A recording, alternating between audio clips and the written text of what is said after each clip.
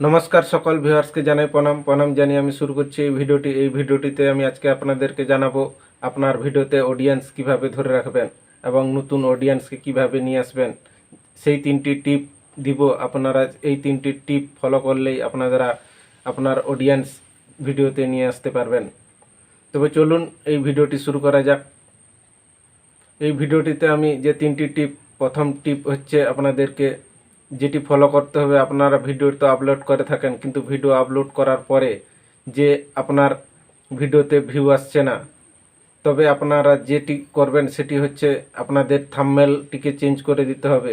সেই থাম্বনেলটিকে চেঞ্জ করার পরে আপনার দেখবেন ভিডিওতে ভিউ আসবে এবং অডিয়েন্স নতুন নতুন আসবে। দ্বিতীয় টিপে আপনাদেরকে জানাবো যে আপনাদেরকে ট্রাফিক সোর্সের কথা, যে ট্রাফিক সোর্স থেকে আপনারা অডিয়েন্সকে ধরে রাখতে পারবেন এবং নতুন অডিয়েন্সকে নিয়ে আসবেন।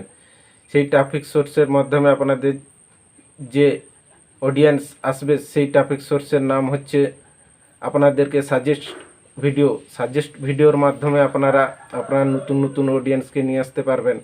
আপনার ভিডিওটি সেই সাজেস্টে যাতে যায় তার জন্য আপনাকে ট্যাগ, টাইটেল এবং ডিসক্রিপশান ভালো করে লাগাতে হবে।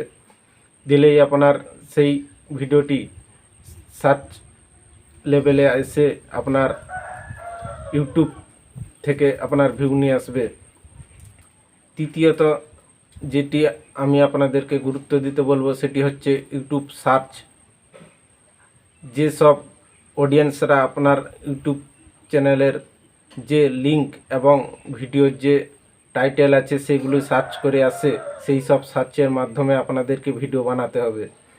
সেই সব সার্চের মাধ্যমে আপনার যদি ভিডিও বানান তাহলে আপনার অডিয়েন্স আসবে এবং নতুন নতুন যদি আপনি টপিক প্রতিদিন আপলোড করে থাকেন ইউটিউব চ্যানেলে তাহলে আপনার অডিয়েন্স আসবে, আপনার ভিউ এবং অডিয়েন্স নতুন নতুন পাবেন।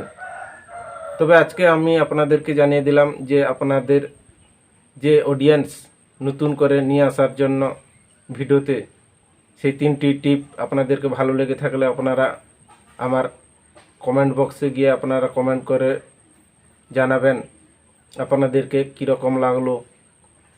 তবে এইখানে ভিডিওটি আমি শেষ করছি। নমস্কার।